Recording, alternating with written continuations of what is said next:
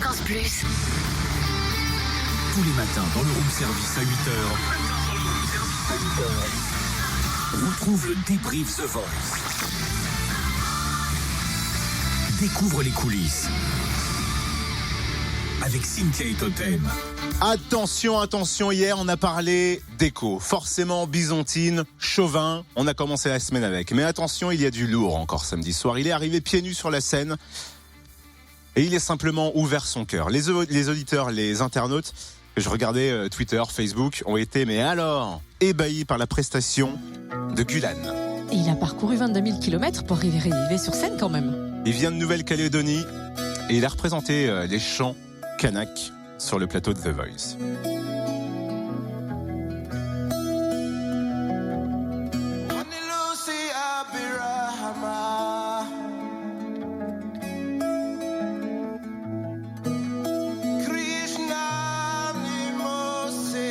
Alors, pour les parents qui ont des enfants qui sont fans de Vaiana,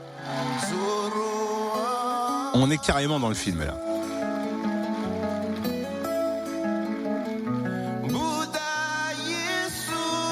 Il a décidé de rejoindre Zazie et de continuer l'aventure avec elle.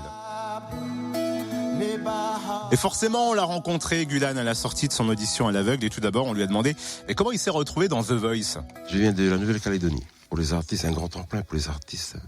Mais parce que moi, en fait, si vous voulez, moi, ça fait déjà 25 ans que je fais de la musique.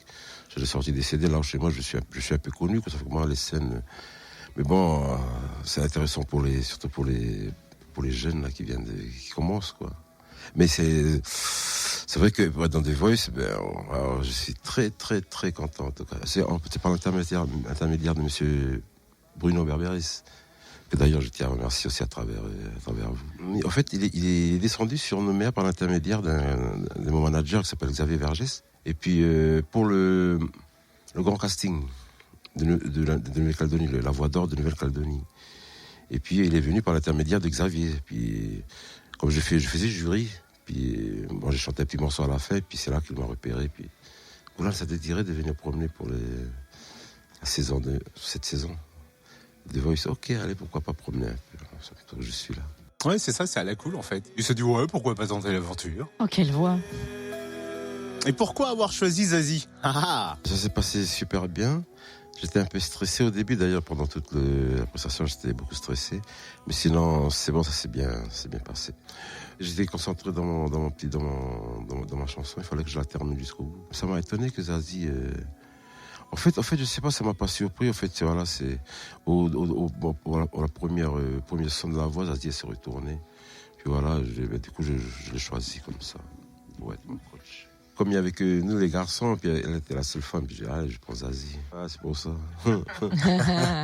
Ah voilà, un homme reste un homme, bien évidemment. Ouais. Le talent. J'ai choisi Zazie parce que c'était la seule femme. Il pourrait nous chanter du Sting, lui, Fields of Gold, ou des trucs comme ça. Enfin, waouh. Ça, c'est le genre de talent où on se dit vivement la suite de l'aventure pour voir jusqu'où il peut aller.